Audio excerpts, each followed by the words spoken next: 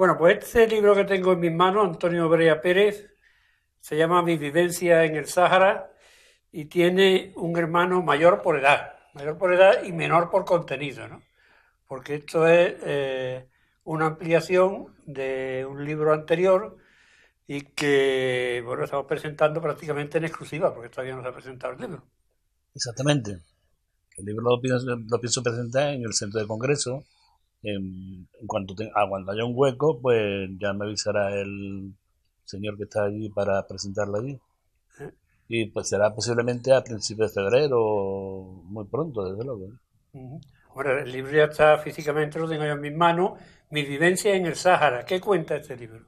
Ese libro cuenta todas las dificultades y vicisitudes que pasé yo en el Sáhara. No obstante, le he agregado al otro un contexto histórico, eh, Sí, un prólogo, una introducción. Los capítulos van, eh, 5 capítulos y una conclusión que no lo tenía el libro anterior. ajá. O sea que está ampliado con relación a mi paso por el Sahara. ¿Qué hacías tú en el Sáhara, Antonio? En el Sahara estuve yo porque, como tú bien sabes, el Sahara era una colonia española que después, más tarde, la UNED le comentó a Franco que la dejara y tal y cual. Entonces Francisco Franco lo que hizo es ponerla como provincia española. Y yo fui allí pues, destinado porque todos los años, por mediación de un sorteo que hay, los mozos disponibles, pues entran en el sorteo y ese sorteo es para destinos. Y con tan mala suerte que me tocó el destino del desierto del Sahara. El desierto del Sahara, que era el Sahara español, el Sahara español. Ajá. Lo que está reclamando, bueno, reclamando, tiene ocupado Marruecos ahora y reclama el Frente Polisario. Exactamente. Es que lo que pasa es que la historia, más bien el contexto histórico que yo hablo del Sahara, lo comento desde la época que estuve yo allí, de la década de los 60 hasta el 76, en el cual fue ya la descolonización del Sahara. En aquella fecha, por los 60 y el 70, hubo muchas descolonizaciones en África, entre ellas Mauritania, que pertenecía a Francia. Después el Sahara español estuvo interesado por el Marruecos y Mauritania, al saber que había en sus tierras había riquezas, Fosfato. fosfato y otras minerales importantes. Aparte, la parte del mar que era muy rico en peces, era de los más ricos del mundo en aquella fecha. La parte de Sí, las aguas territoriales. las aguas territoriales del Sahara, que pertenecía al Sahara, era muy rica, de las más ricas del mundo, según cuentan la historia. Bueno, este es un libro primero, Mi paso por el Sáhara, que es autobiográfico. Este ha sido editado por Editorial Ledoria.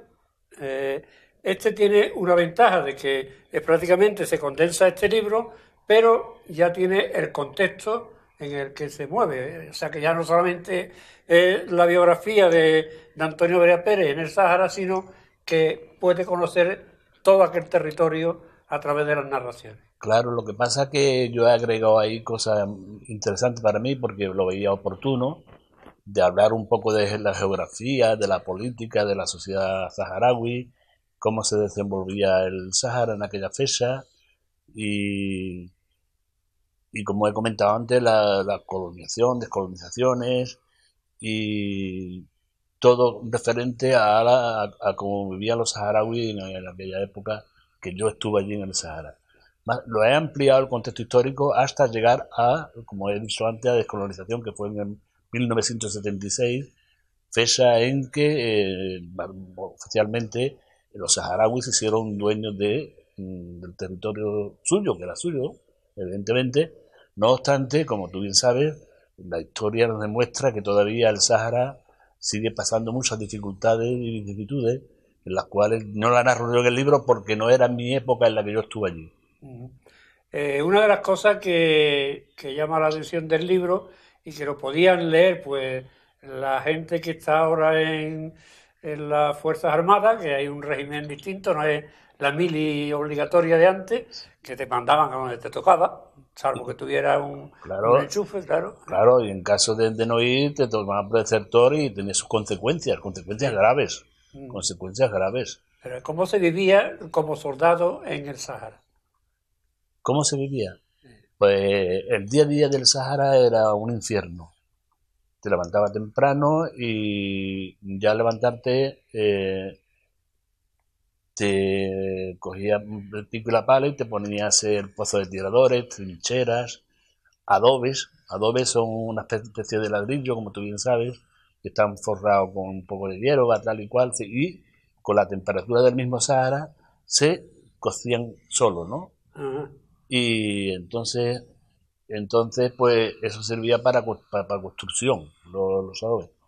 Pero el trabajo duro es que empieza por la mañana con el pico y pala, termina a mediodía, viene una comida, las comidas venían a mediodía, una comida mala, que era el capitán de cocina de aquella fecha que estuvo allí en el tiempo, es que el Sahara hay que dividirlo en épocas que estuve yo destacado, porque en principio estuve destacado en Esmara, después Hausa y en varios destacamentos militares. Pero donde lo pasé muy mal fue en Esmara. En Esmara se quedó grabado para mí porque aparte de aparte del trabajo duro y las penalidades, no teníamos limpieza para nada en absoluto. Los, Estábamos llenos de piojos, unos piojos negros grandes. También había serpientes venenosas, había araclanes negros de un tamaño 3 veces o 4 más grande que el de aquí, que conocemos nosotros por este territorio.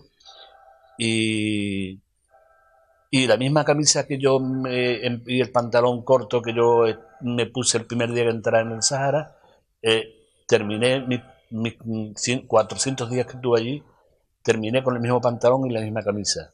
Y después estaba yo y el colchón que me dieron era un colchón de paja, y el colchón de paja también duró el mismo tiempo que duró la camisa y el pantalón, los 400 días, y sin almohada ni nada.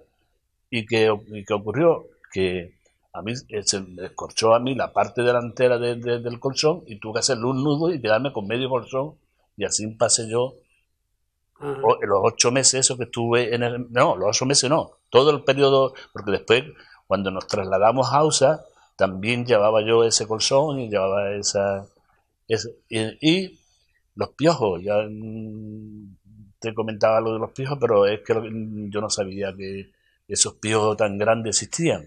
Los piojos de aquí son amarillitos, Pues chiquitos, tenían donde comer, ¿no? donde tenían de comer. 400 días. Así, pues, Pues yo no sé, yo desde luego en aquellas fechas muchos compañeros míos adquirieron enfermedades, ¿sí? Y directamente un avión los trasladaba a Las Palmas y de Las Palmas yo no sé, yo no lo veía más. No sé lo que hicieron, lo que pasó de ellos. Si los retornaron a España o se quedó allí en Las Palmas a vivir para siempre en el más allá. No lo sé exactamente, porque eso no es, yo no tenía noticias ninguna de ellos, ¿no? La única noticia que tenía era el malestar que yo estaba viviendo. Después aparte del trabajo duro y aparte de la disciplina, que la disciplina es muy dura y muy severa, por las noches, todas las noches teníamos guardia de 2 horas. Lo mismo te podía tocar de 2 a 2, que de 2 a 4, que de 4 a 6, y entonces te descontrolaba toda la noche entera. claro.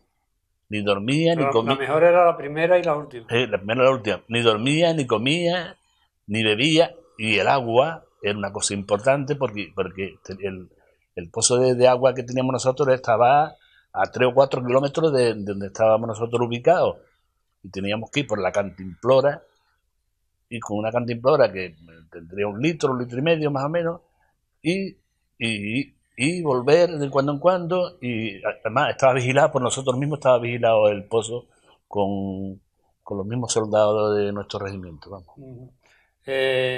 Vamos a ver quién es Antonio Brean, es de San Fernando, de una familia de clase trabajadora, estudió en La Salle y posteriormente fue a los salesianos de ahí de Puerto Real, al Virgen del Carmen, Sí, que es sí. donde iba casi todo el mundo, y terminó en Navantia. Bueno, todo el mundo no, todo el que aprobaba, Todo el que aprobaba, claro.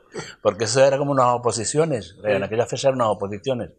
En principio empecé en La Salle, como bien dice, en La Salle estaba bien mirado porque sacaba buenas notas, tenía mi capacidad intelectual era aceptable, sacaba de los primeros de la clase, y entonces también fui eh, el delegado de clase durante un tiempo, pero fue a dedo, como existía en aquella fecha.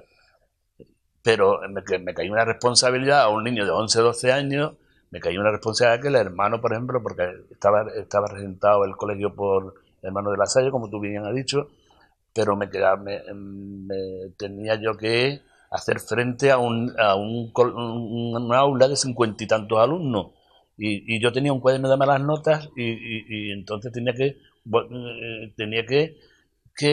la disciplina, que imponer disciplina en la clase. Y a un compañero, ¿cómo le voy a imponer yo disciplina? No obstante, yo le ponía la nota mala en lápiz y eso era como una asignatura más al final de mes. Pero yo ya con 3 notas malas le quitaban un punto. Pero yo al final de mes lo que hacía era borraba las que podía a lápiz, como era lápiz, la borraba muchas, y porque si no le bajaba mucho la nota a mis compañeros, y eran mis compañeros, no eran. Ya. Y de ahí entró en la Bazán, ¿no? De ahí, Bueno, del Virgen del Carmen. de Virgen del Carmen, nos prepararon, ahí mismo en la Virgen del Carmen, nos prepararon para hacer las oposiciones de Bazán. Estuvimos, los que nos íbamos a presentar examen, fue por mediación de exámenes, éramos la oposición, como te he comentado, y entonces pues estuvimos durante un periodo de 4 o 5 meses, dirigido por el director de La Salle, que era salesiano, y nos dio clase y nos preparó para el examen que posteriormente nos hicieron Bazán, y allí fui a hacer el examen, y al mes o 20 o 30 días, allí lo publicaron allí mismo en el Colegio de La Salle, publicaron los admitidos, nada más que ponía admitido y no admitido. Y entonces yo me vi allí admitido, aunque yo me lo esperaba, ¿no? Porque las notas cantaban de que eran buenas y era difícil que yo suspendiera. No obstante, tengo una anécdota que vengo hacia acá a casa, ¿no? A comentárselo a mi madre, y me la encuentro por el camino con una amiga. Y digo, mamá, he aprobado. Y dice mi madre, yo lo esperaba, hijo. O sea, que no la vi emocionar y abrazar también en esa situación cordial y amorosa de una madre a un hijo. Simplemente que me dijo, iba con una amiga charlando, y entonces le dijo, yo lo esperaba, hijo. Y ahí terminó la conversación. Después pasó una cosa, que nosotros teníamos que llevar un cierto ajuar para el colegio, que lo exigía. Era interno, ¿no? Yo era interno y me lo exigía, era interno. El colegio era interno y había también externo también en el colegio, pero la gente de Puerto Real, alumnos de Puerto Real. Y entonces, ayer no lo he explicado muchas veces porque no se ha dado la ocasión, pero aquí en San Fernando había varios casinos, no sé si tú lo recordarás. No, Y entonces me coloqué en un casino de botones para recaudar dinero para comprar ropa, las ropas que me pedían. O sea, calzoncillos, digo calzoncillos por decir el nombre, camiseta, camisa, pantalones, zapatos, zapatillas, en fin, una serie de ropa que tenía que pagar, y yo no veía esa solvencia económica en mi casa como para pagarme aquello. Y entonces yo estuve durante todo un verano trabajando en un casino, que se llama el Casino San Fernando, que estaba aquí enfrente, y estuve ahí y saqué algo, y con eso también, o sea, que desde muy niño ya empecé a ganar dinero para mí, formación. para mi formación, para mi formación entre comillas, para empezar mi formación. Ustedes vayan cogiendo nota de estos detalles, porque al final viene lo mejor y van a entender el por qué estoy haciendo estas preguntas. El trabajo en la Bazán no era como el de ahora, ¿no? No, el trabajo en la Bazán era duro. Aparte de eso, Verás, en principio la Bazán, como estábamos en un régimen militar, eran mandados por militares. Y el director de la empresa era militar y muchos ingenieros y directivos de la empresa eran militares. Entonces, allí existía un régimen militar riguroso, ¿eh? Y disciplinario. La gente piensa que la Bazán es una panacea o una cosa de la cual se vivía bien. Ahora eso ha cambiado gracias a las circunstancias, pero en aquella fecha no. Y aparte, si te tocaba un ingeniero malo o un maestro, yo tuve la ocasión de tener algunos mandos Sí, eso, ¿no? que se pasaban, y entonces pasé dificultades, sí. Pero después ya más tarde, posteriormente, empecé ya a profesionalizarme más y al mismo tiempo que hacía, al final ya antes de venirme de allí hacía trabajo de cierta responsabilidad, O sea, siempre aprendiendo. siempre aprendiendo, sí. A partir de ahí deja también la Bazán y se empieza con el mundo de los seguros, ¿no? Entró en mí el mundillo de los seguros y eso. Un señor vino aquí a San Fernando y por mediación de él habló conmigo por si quería hacer seguro, que se ganaba bien aquella fecha, y me metí en el mundo del seguro. Pero me di cuenta de que yo las dos cosas no era compatible, Bazán y seguro. Y después me pusieron un despacho y me preparé para sacar la diplomatura de seguro y corredor de seguro, que tenía que tener o o una formación profesional, Vaya, con los móviles, ese es el tuyo, ¿no? posiblemente. Bueno, bueno, ya se cansarán. No, si aquí suena el teléfono, esto es un periódico, no Ah, es normal que haya bueno, ese ruido. bueno, pues entonces estudié eso y saqué la diplomatura superior en seguro y corredor de seguro y monté un despacho, y entonces las dos cosas eran incompatibles y me lo propuse de una cosa u otra.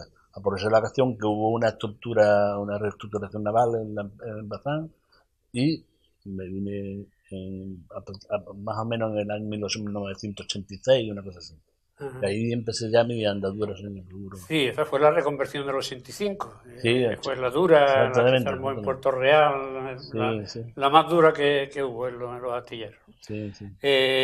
Bueno, pues la cosa es que hablábamos de la Salle, de que tenía buenas notas, de que era el delegado, de que su madre no lo veía a su niño sobrado y dice, bueno, si yo lo estaba viendo venir, pues lógico que la mujer no se alegrara, ¿no?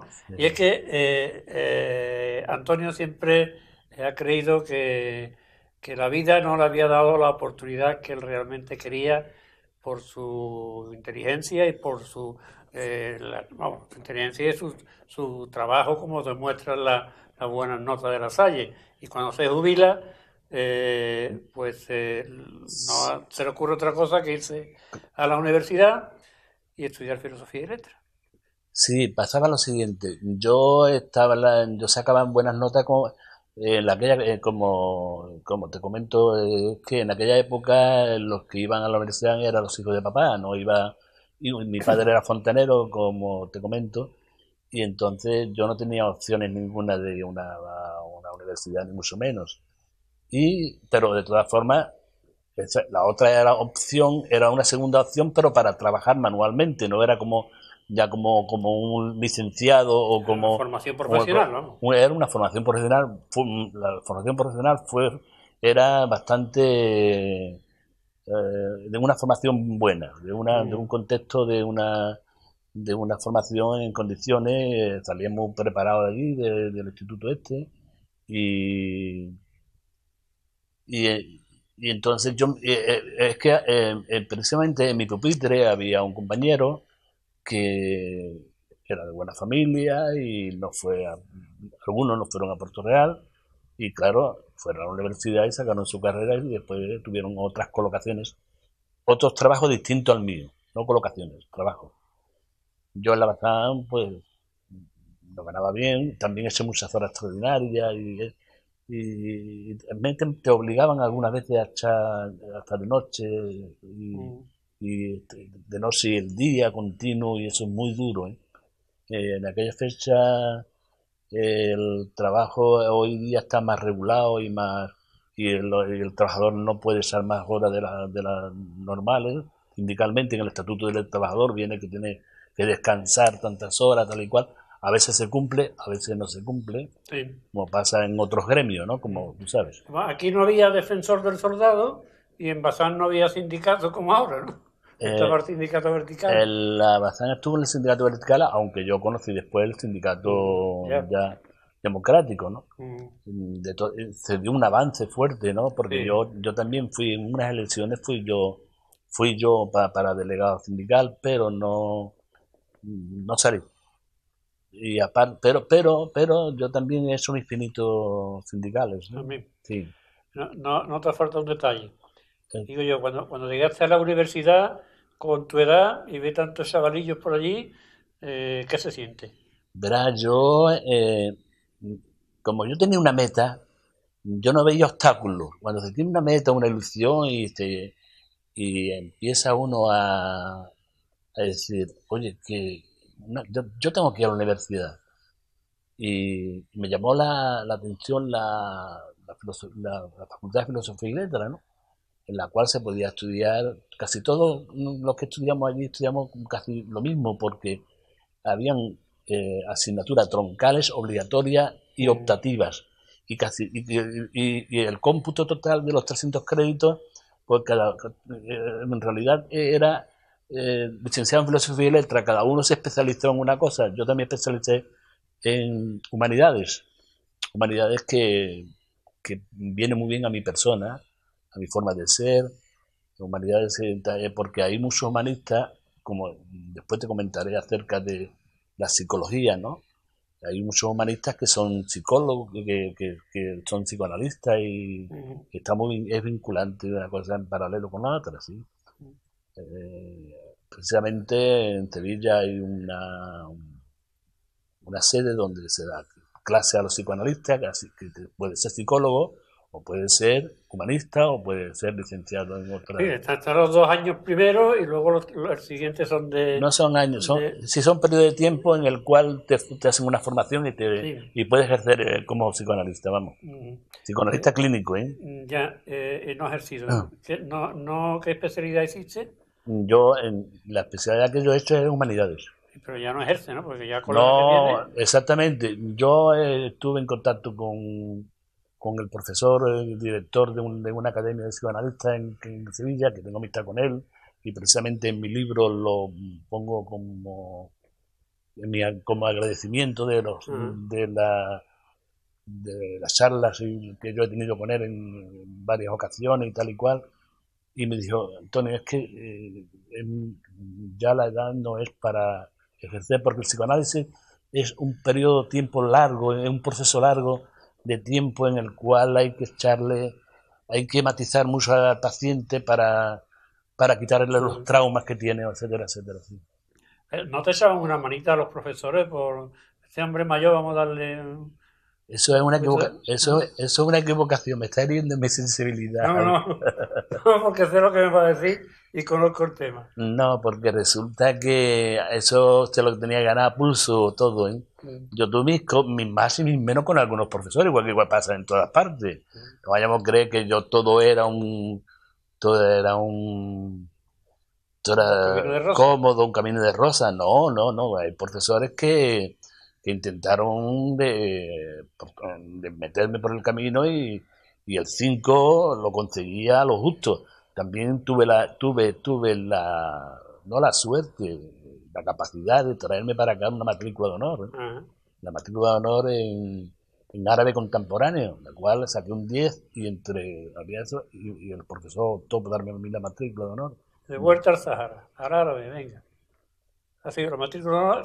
Lo mismo es por la influencia de lo que pasó allí en el Sahara. No, eso me valió mucho esta asignatura, ¿eh?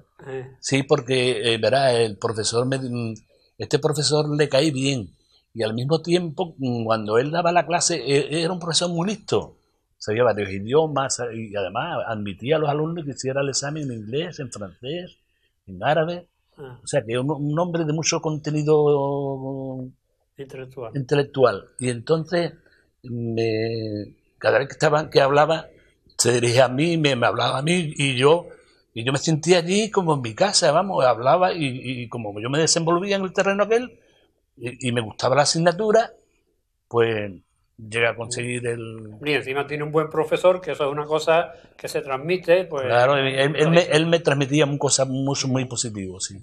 Bueno, pues Antonio no termina aquí. Antonio quiere hacer un doctorado. Sí, verá, cuando yo quería, empecé, primero cuando vine de la universidad, este señor con que hablo yo ahí de él, de agradecimiento, me dijo que yo tenía ciertas aptitudes para escritor, y me puse a escribir y empecé con la biografía de mi paso por el Sáhara. Mi paso por el Sáhara es un libro muy cortito, pero es interesante porque todo es un compendio de mi vida allí, sí, del desastre que viví allí en el Sáhara. El periodo y eso se puede alargar mucho, pero le doy esa opción al lector para que comprenda con pocas palabras o con pocas escrituras, para que él saque conclusión de lo que yo pasé allí. ¿Y lo del doctorado? El doctorado fue lo siguiente. El doctorado, antes de... No, cuando yo me licencié, se podía hacer doctorado por la UNED directamente. Pero después entró la norma de hacer un máster para acumular para acumular créditos y hacer el doctorado. Y entonces yo este año pasado hice la inscripción, pero estoy en lista de espera, debido a que primeramente no elegir un director de tesis, eso me contaba puntos, pero ya lo voy a hablar con él, de ser la persona que me va a eso, y eso me sube puntos, y puede ser que en breve empiece ese doctorado, que tengo también ganas de hacerlo, porque la verdad hay una cosa importante en mi mente, es que no quiero dejar afuera mis conocimientos. Es raro que yo vaya a una cafetería y no tenga un libro en la mano y empiece a leer y tomar notas y escribir, y ahora estoy escribiendo también te quiero comentar que tengo un libro inédito que todavía lo tiene la editorial, pero que todavía no lo están corrigiendo, en una corrección de estilo que le llama, una psiquiatra que es un psicoanalista, que se llama el título del libro es El psicoanálisis y sus ventajas, en el cual narro cómo es el psicoanálisis, las ventajas que tiene el psicoanálisis para quitar traumas, etcétera, etcétera, que también en este terreno no lo domino, pero sí tengo bastantes conocimientos del tema ese. Este es otro libro que va a ver la luz dentro de poco, porque si ya está prácticamente en capilla, en corrección, de aquí a 6 o 7 meses puede estar en la calle. O antes, sí, 3 o 4 meses. Primero hay que vender ¿no? Si no, va a decir la editorial, bueno, aquí ¿qué hacemos? Este hay que venderlo. Además, la editorial tiene un proyecto con este libro, porque me ha comentado, porque en Colombia se ha vendido mucho mi paso por el Sáhara, y tenía interés, y entonces va a hablar con una productora, o varias productoras, a ver si puede hacer un documental o una peliculita, que me vendría muy bien, porque subiría mi economía. Me vendría muy bien, porque además es interesante, ¿no?, que un libro salte de un salto y se ponga y haga una de él algo especial, como he dicho antes, un documental, una peliculita, algo que venda el libro y al mismo tiempo haya unos ingresos interesantes para mí. Sí, porque hay gente que dice, no, yo el libro no lo leo, yo espero que salga la película, ¿no? No, la película no va a salir. La película, eso es todavía... Eso es una broma, ¿eh? Sí, pero que eso es un terreno todavía que hay que labrarlo. Sí. Y cultivarlo en condiciones todavía, porque todavía el director, Jesús, Jesús, se llama Jesús, el hombre, Jesús Muñoz, resulta que el director pues está barajando la posibilidad esa y ya tiene a varias productoras en la cual va a hablar con ella directamente para ver si puede meter el libro en...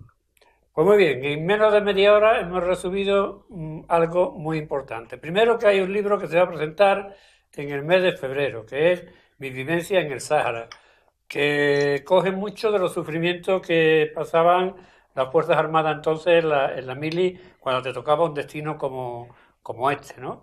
Tenemos un hombre que sacaba buenas notas y que no estaba de acuerdo con su destino porque tenía que ir a formación profesional en vez de a la universidad, que se rebeló contra su destino, sacó una licenciatura, de la licenciatura, no de lo que hay ahora, y que está queriendo hacer el doctorado.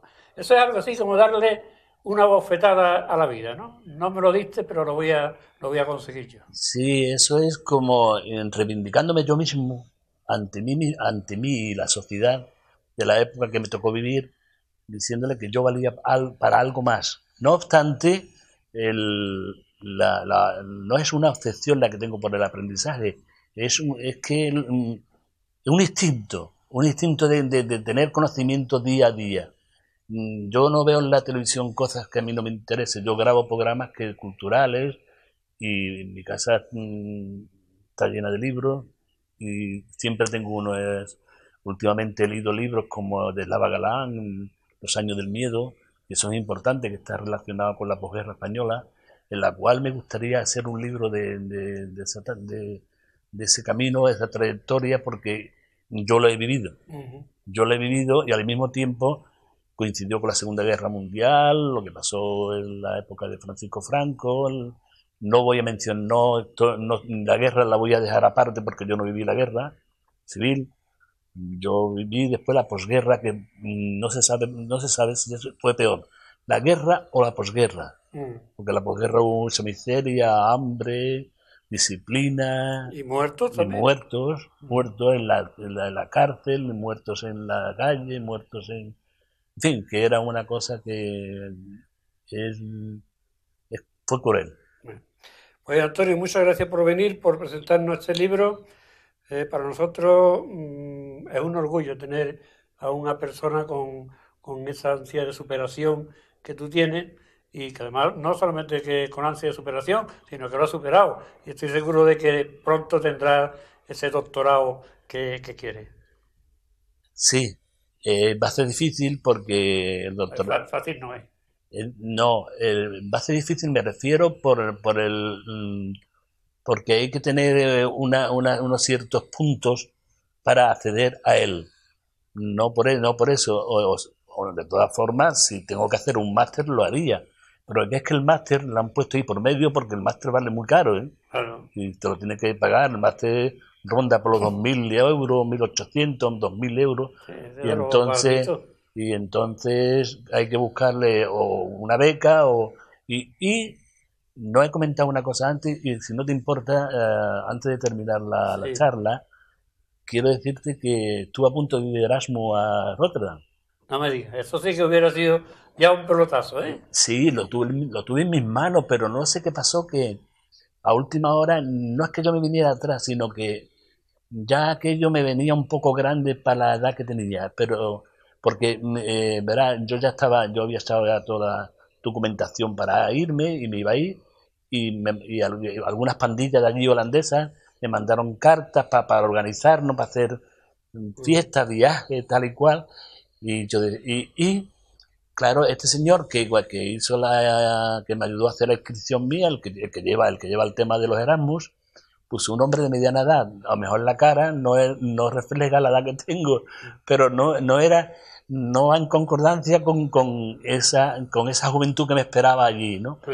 Eso no tiene nada que ver porque aquí, en la Facultad de Filosofía y Letras de Cádiz, me encontré con la juventud también. Claro. Y también me encontré con personas ya un poco mayorcitas que procedían de mayores de 27 años, del acceso de 27 años, que me lo encontré allí y, por cierto, me llevaba muy bien con ellos. Pues nada, muchas gracias por venir, enhorabuena por todo Y sé que hay muchas personas como tú que se quedaron sin poder hacer muchas cosas y también sé que hay muchas personas que han querido recuperar el tiempo perdido. A lo mejor no han conseguido una licenciatura, pero ahí tenemos el ejemplo de lo que ha sido la educación de adultos, que ha sido creo que uno de los mayores logros educativos de este país, hasta el punto de dejar la tasa de analfabetismo de Andalucía y de España en mínimos. ¿Eh? Sí, sí. Pues muchas gracias a ti por haberme escuchado, por haberme atendido y por ser tan agradable conmigo. A seguir adelante. Pues nada.